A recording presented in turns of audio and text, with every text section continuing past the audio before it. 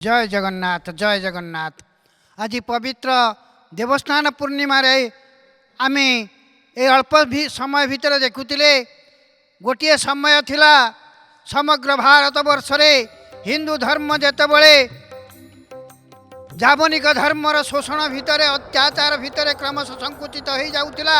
से समय श्रीक्षेत्र पुरुषोत्तम क्षेत्र शंखनाभी क्षेत्र तार विपुल बाहु तार विपुल कोल को प्रसारित कर सबु धर्म को डाकी आनी आस आस मु सुरक्षा देवी। आज किंतु बदली जाइए समय ये 500 वर्ष पर आज बॉम्बे को पलि जाइछन्ति जगन्नाथ, आज मुंबई रे जगन्नाथ, आज वियतनाम रे जगन्नाथ, आज न्यूयॉर्क शहर रे जगन्नाथ, आज कनाडा रे जगन्नाथ, आज ऑस्ट्रेलिया रे जगन्नाथ। जगन्नाथ आज विश्वमय हो जाइछन्ति। एटी जगन्नाथ जे आगुरु विश्वमय सर्वमय ही नथिले ता नुहे। ये जो चेतना जगन्नाथ को नहीं जो भावना जगन्नाथंकर आध्यात्मिक उपलब्धि को जेमिति साथी करि निया जाए। ये जो हाथी रूपी जगन्नाथ तांकर चेतना को तांकर दिव्य भावना को जगन्नाथ दर्शन रे जो दार्शनिक चिंताधारा को विश्व आज ग्रहण करि नेछि। हाथी तत्व बा बोधिसत्व तत्व हेउछि अहिंसार तत्व, गौतमंकर अहिंसार तत्व। कोठी ना केमिति जगन्नाथ जेतेबेले जैन भाव रे साबर्य भाव रे बौद्ध भाव रे गणपत्य भाव रे शाक्त भाव रे शौर्य भाव रे शैव भाव रे जेतेबेले मिसी आसीचंती वैष्णवायित हो जाइचंती सेही महावैष्णवंकर एक अंश होउछि गणपत्य जे अहिंसा रे निर्भर करे। से अस्त्र धरिबेनी जेते अवतार तांको ठारू जन्म नेइचंती सबु अवतार अस्त्र धरिचंती एवं धर्म संस्थापन पई जागिचंती। किंतु ये हेउची गोटिए परम अवतारी पुरुष।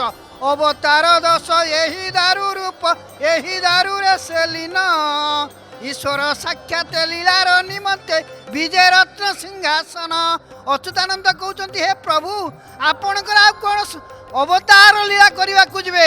आपण परशुराम होकर गणेशर दांत भांगी देवे, आपण रामचंद्र होकर जाइकरी राक्षस नारे अपकर्म कर नारी हरण नारे आपण तांको मारिबे। आड़े दुर्योधन को अहंकारी आत्म अभिमानी कहीकरी ताकू मराइबे।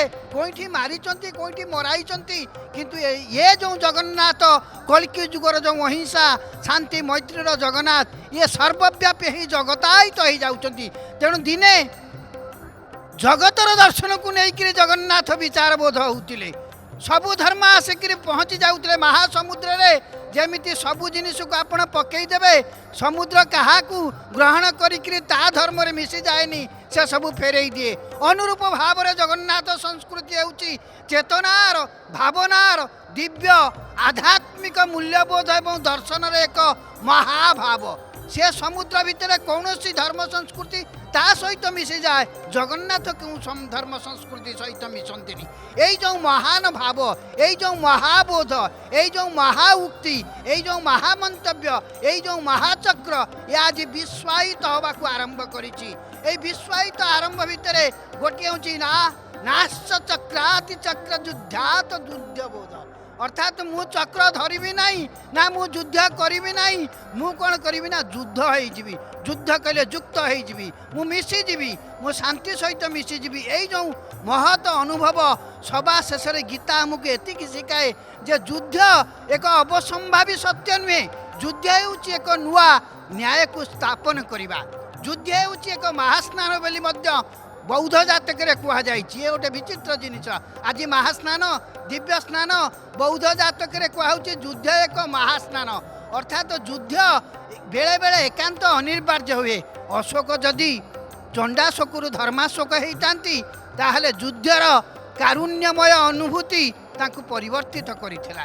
तेणु ये अनेक जिनिस जेउठी जेते नकारात्मक जिनिस विश्व कल्याण बोधर विश्व सौंदर्यर विश्व मांगल्यर जेते जेते जिनिस को जेते बड़े विघ्न माने आसिकरी ताकू आहत करिचंती विखंडित करिचंती कुत्सित करिचंती विकलांग करिचंती सेते बड़े जगन्नाथंकर वैष्णव्य चेतना ବୈଷ୍ଣବ୍ୟ ଭାବ ସେତେବେଳେ ତାକୁ ଶାନ୍ତ କରିଛି, ନିର୍ମଳ କରିଛି, ପ୍ରଶାନ୍ତ ଦେଇଛି ଏବଂ ସବୁବେଳେ ଏକ ଲୋକ ସମୂହ ଚେତନା ସୃଷ୍ଟି କରିଛି।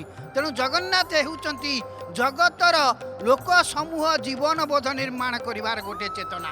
ଏହି କଥାକୁ କହୁଛନ୍ତି ବିଶିଷ୍ଟ ଜଗତ ଦର୍ଶନରେ ଜଗନ୍ନାଥ ପୁସ୍ତକ ଭିତରେ ଦୀର୍ଘ ଦିନ ଧରିକିରି ତାକୁ ପ୍ରକାଶ କରିଥିଲେ।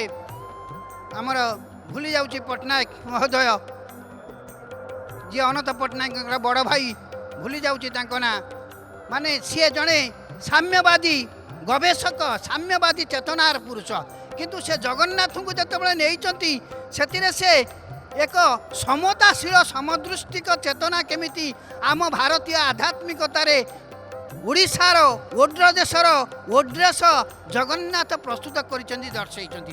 ତାରି ଭିତରେ ଯେଉଁ ପଞ୍ଚଦେବତାର ସମନ୍ୱୟ ଶ୍ରୀକ୍ଷେତ୍ରରେ ଏକ ଆରାଧିତ ରୂପ ରହୁଛି, ତା ଭିତରେ ଶ୍ରୀ ଗଣେଶଙ୍କର ରୂପ, ଶ୍ରୀ ଗଣେଶଙ୍କର ଉପସ୍ଥିତି ଏକ ମହା ଶାନ୍ତି ଏବଂ ବିଘ୍ନନାଶକ ତତ୍ତ୍ୱକୁ ଜନ୍ମ ଦେଇଛି। ଜୟ ଜଗନ୍ନାଥ, ଜୟ ଜଗନ୍ନାଥ।